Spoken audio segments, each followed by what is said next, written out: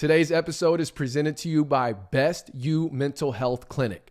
Best U is a practice that provides a compassionate space, uniquely treating each client based upon their individual needs to reach their goals. At Best U, we believe mental health is not a trend, it is a lifestyle. Best U Mental Health Clinic is currently accepting patients 16 and up, accepts all major insurances plus self-pay. If you would like more information, visit bestumhc.com.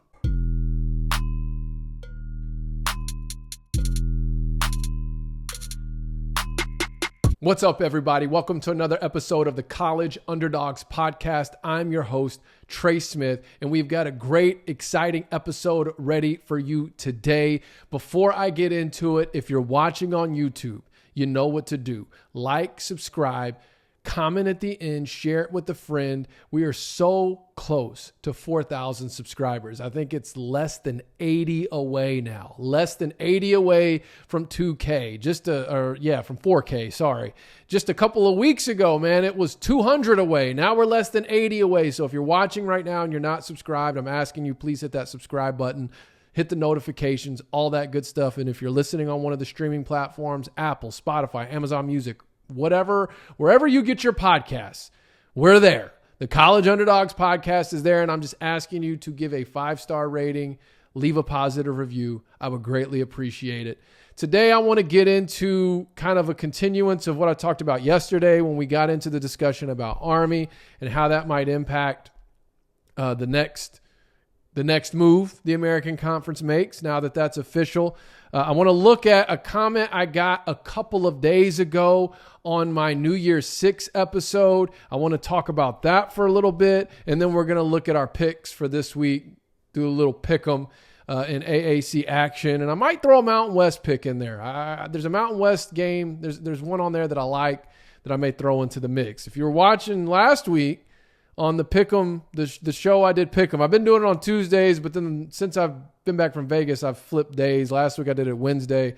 This week I'm doing it today on Thursday. But last week, all right, I was an extra point away from being undefeated. Just letting you know.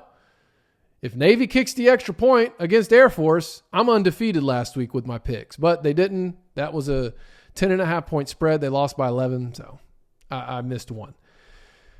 But let's get to it. So yesterday, real quick, and a couple people have reached out about this on Twitter. I saw some comments on yesterday's episode, and I even saw one person specifically clarified what I was saying and was exactly right. But when I've been saying this wrong. When I've been talking about VCU or who knows, maybe a Dayton or whoever, I keep saying the term basketball only.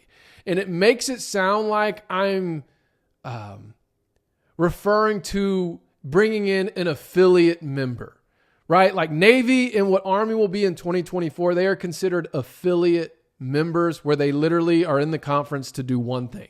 And there's several affiliate members in the American Conference. Some are for rowing, some are for swimming. Usually it's one thing, maybe two that they're in the conference to do. What I mean for VCU is what Wichita State is. And I should just say a non-football member, because Wichita State is in the American Conference for every other sport that they do offer, that the American Conference, like 7 or 8 sports, right? And then that would be the same for VCU, whether it's 7 or 8. I think they offer maybe 8 sports that they do in the Atlantic 10. So it would be bringing all of that into the American Conference. Just wanting to clarify that. And thank you for those of you who pointed that out. And so little distinguish there. Affiliate member versus a non-football member. I've been saying basketball only, and my basketball only was a non-football, even though technically what I was saying would be an affiliate. That's not what I mean. So when we're talking about VCU, or when I'm talking about VCU joining the conference, it's as non-football because they don't play football. Okay, got that out of the way. All right, New Year's 6. I want to read you a comment I got a couple days ago from @ThunderCleats. He said, where do you see SMU ranked going into the conference championship week if they win out? For as much as the Mountain West Conference benefits from having a top 20 team in its conference championship, the AAC game could be 2 top 25 teams. Not to mention, SMU's roster top to bottom is arguably the most talented in the G5, along with Tulane's. We know the CFP selection committee looks at roster talent. They definitely look at rosters, and they definitely look at who's available, who's not available. Is there a significant injury, a coaching change, anything like that? I'm not sure I've heard you talk about the impact of a top 20 matchup, top 25 matchup between an 11-1 Tulane versus a 10-2 SMU. In my opinion, that is certainly a much more significant matchup than a one-loss Mountain West team beating an undefeated Air Force or a couple of one-loss Mountain West teams playing each other. Obviously, if Air Force wins out and goes undefeated, they deserve to be in. Also, could we start seeing a Power 5 bias towards SMU if they keep winning? They had a tough out-of-conference schedule and have been dominant in conference play so far, and maybe it is a one-loss Tulane that benefits more from a ranked win against Power 5 bound SMU than a one-loss Mountain West team winning its conference championship. Okay, so let's start at the top. Because that's a good point, right? I've kind of mentioned SMU as an outside chance at getting into the conversation. The problem is they are stacking up wins now. They're just not very quality wins. Now, their 2 losses are quality losses. Okay, Tulane's loss is a quality loss. UNLV might have the most quality loss right now, with theirs being to Michigan. Air Force has no losses. Fresno lost to Wyoming. Wyoming had a quality loss to Texas, but then they dropped their game to Air Force. So you kind of start to put it all together. And I just think the problem is right now for SMU to really get into the conversation, some other teams are going to have to lose as well. Mainly, I guess when we know Air Force, well, so let's think. I think what this boils down to is, would a 2-loss conference champion SMU get the New Year's Six over a 2-loss Mountain West Conference champion? You could make an argument there. However, if you have a 2-loss AAC champion and a 2-loss Mountain West champion, you still have an opportunity for an undefeated Conference USA champion and an undefeated Sun Belt champion. Well, maybe, actually. Let me make it maybe. Right now, no, because that would be James Madison being that undefeated, but they're not even eligible, which means they're technically not eligible to play in the conference championship per the conference's rules. So we'll just push them off to the side now, even though they are an AP top 25 team. And here's the first thing I think I want to say on it is, let's see what the polls say on Tuesday, the CFP, because this first CFP rankings come out Tuesday, and I think we're going to get an idea of how they view this G5 race to the New Year's Six. Because if you look at the history, it's very rare that a team leapfrogs another team, just talking G5 now, not top 4 or anywhere else, not Power 5, but just out of the group of 5 conferences. It's very rare throughout the course of the season, from the time the first CFP rankings released to the final CFP rankings, that a team leapfrogs another team that does not lose. See what I'm saying? So, for example, if Air Force and Fresno State are ranked ahead of SMU going into the conference championship week, and that's, let's just hypothetically say the conference championship for the Mountain West is Air Force versus Fresno, and both of those teams are ranked ahead of SMU, whether SMU's in there or not.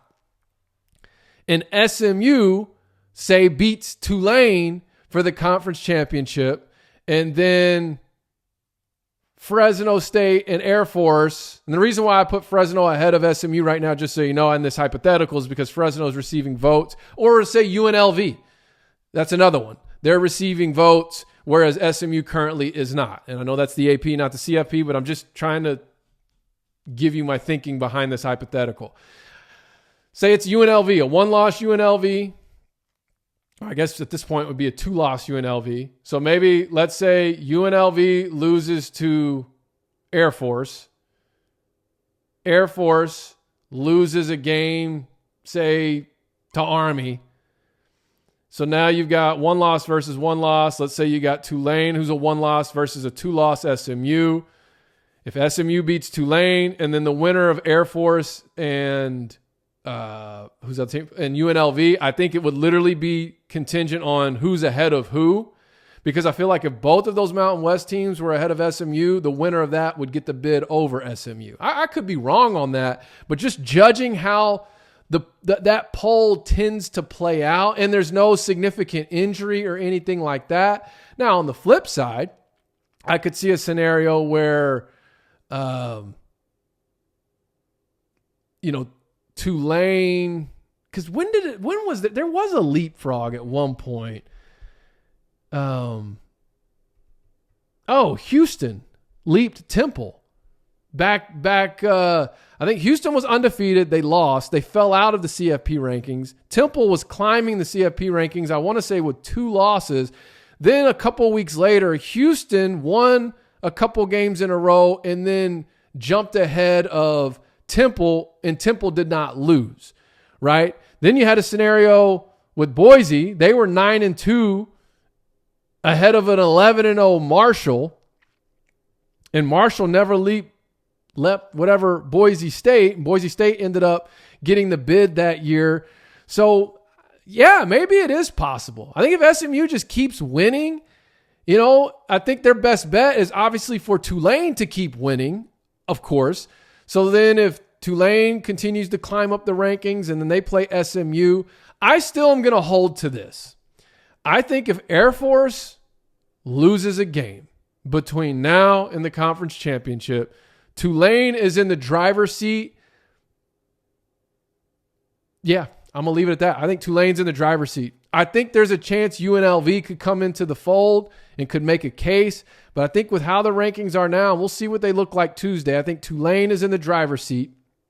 So where could SMU put themselves into the New Year's Six bid? Maybe if going into the AAC championship game, if Tulane is the highest ranked G5 team. So if Tulane's the highest ranked G5 and SMU beats them, you might have an argument there for SMU to get that bid. Especially if OU keeps winning, right? If OU keeps winning, they win the Big 12. I've kind of fallen off on what TCU's doing right now. I hate that game for SMU. I was very disappointed in it. I think that might be what kind of bites them. Now, granted, it was a Power 5 loss, though. It wasn't a conference loss or even another Group of 5 loss. I think with Liberty, what we're seeing is they're going to kind of get the Marshall treatment from 2014, where Marshall was, I think they went 12-0, but they were 11-0, like going into the final week of the season, and Boise at 9-2 was still ranked ahead of them. And then Boise ended up, I think Marshall finished that season 13-1. I don't remember if they lost in the conference championship, but Boise was going to get that bid as long as they won out with those 2 losses. So I'm thinking Liberty might get that treatment. JMU, if they could get a waiver, they could definitely make a case to get in to the New Year's Six. But without SMU or Tulane or really any of the Mountain West having to worry about JMU right now, I really think the domino that needs to fall between now and the end of the season is for Air Force to drop a game. Not just to hurt to knock Air Force out, but then it takes away the significance of their matchup, and really their biggest matchup from this point on with any contender would be UNLV.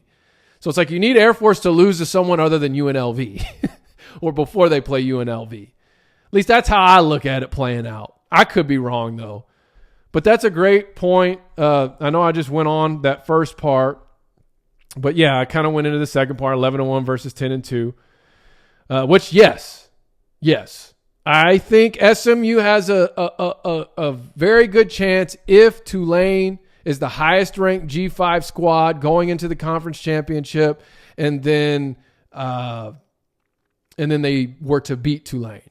I still think Tulane's the favorite. I still think Tulane has the clearest path. I still think Tulane is the best hope for the AAC, but I am seeing a pathway where SMU could squeeze in there. And I just don't know about the Power 5 bias if they keep winning.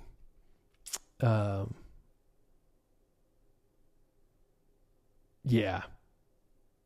But we'll see. Tulane obviously needs Ole Miss to keep winning. It should be fun down the stretch here. Got some good matchups. UNLV, Fresno State, that's going to be a big game.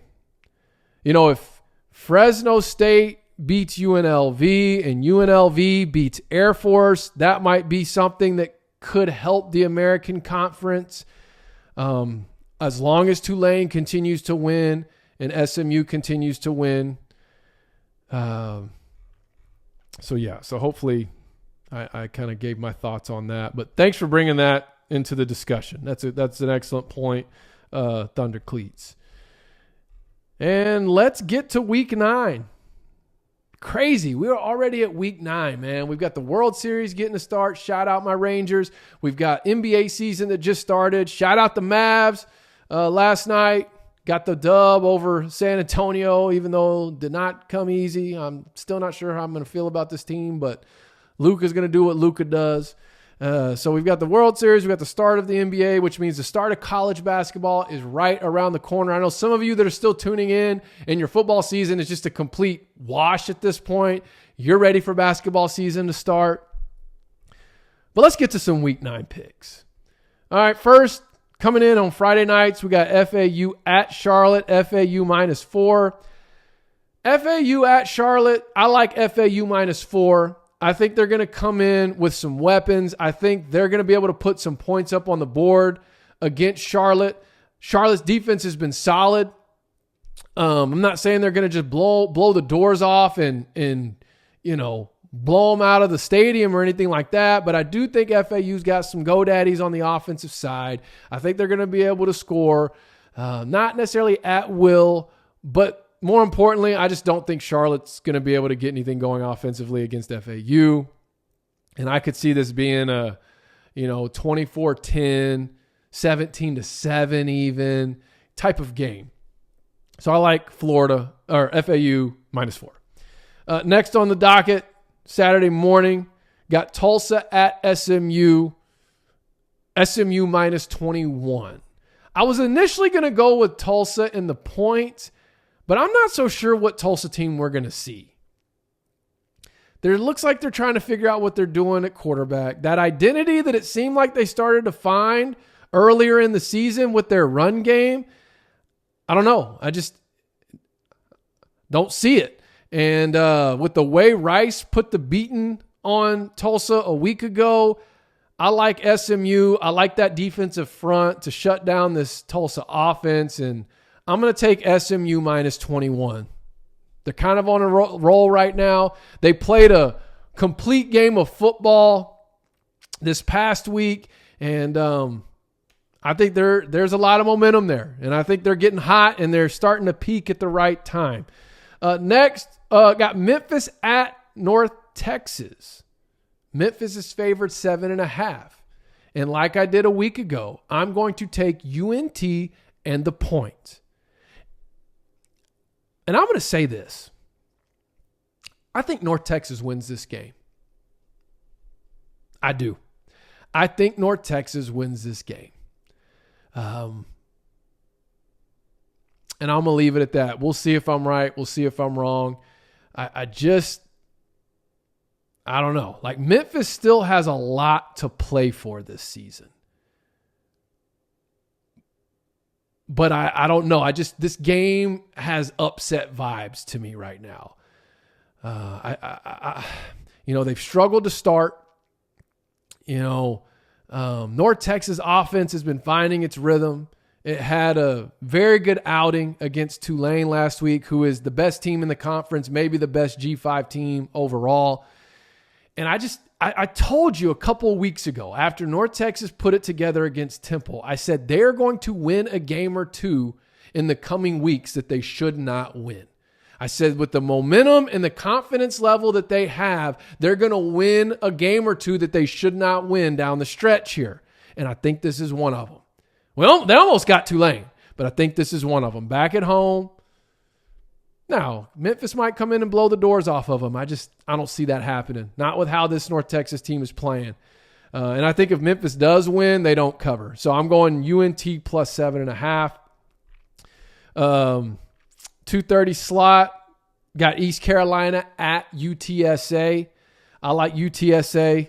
I like UTSA minus 18.5. They've really found their identity, both offensively and defensively. There's a lot of excitement right now in San Antonio. I know the Spurs just lost to my Mavs last night, but there's a lot of excitement around Wemby, a lot of excitement around Wembyana. Sorry if I'm saying that wrong, but the number one pick overall, he's going to be good. But just a lot, I think, buzzing right now in the city, and I think the team's going to feed off of that. And they're going to take care of business against ECU. And then finally, Tulane at Rice. Tulane's favored 10.5. So I actually like Tulane winning this game. And I think they're going to win by, honestly, before I even saw the spread, I was like, I think Tulane's going to win this one by about 10. And then I saw the spread was 10.5. And so I was like, okay, so does that mean I take Rice in the points? But I don't know if I'm comfortable doing that either. It's just too close to call, so I'm going to leave this one alone. Because Rice, man, I can't figure this team out. I don't know who they are. They come out one week, look like they're conference contenders, and then they come out another week and they look like absolute duds. So which Rice is going to show up against this Tulane team? That's to be determined. I don't think Tulane should overlook this, though. Okay? You don't want to have back-to-back showings like last week against UNT, where it was a little too close for comfort. It's a game you should win. You almost lost. I think they need to take care of business. I do like them winning by 10, but I'm not going to make an official pick on that game. And then finally, give you a Mountain West play. Wyoming at Boise. Boise's favored 5. I know Wyoming's down a key player, but I'm taking Wyoming in the points on that. Wyoming plus 5. So that's all I've got for today. College Underdogs Podcast. I have an announcement. So if you're still hanging with me, you're welcome to go. I'm done talking about sports and all that. This is more about the show. I haven't decided this officially, but I might do Monday through Thursday, mainly because the Friday shows across all platforms are like significantly less in viewership and streams than like Monday through Thursday. It's like Monday through Thursday, it's popping, it's solid, it's across all platforms. Like if it's down on one platform, it's up on another, and like Monday through Thursday, it's solid. And then Fridays, unless there's like some breaking news on a Friday or some like if the American Conference would have announced Army got added tomorrow, obviously I will do a show, but I might make this a Monday through Thursday show with Fridays being a wild card. I've got some business picking up in my other business. And so I we'll see. All right. But hey, if you want the Friday show to stay, then everyone needs to continue watching it. But otherwise, I'll probably just do a Monday through Thursday deal. So whether or not I see you tomorrow is to be determined, but I most certainly will see you soon.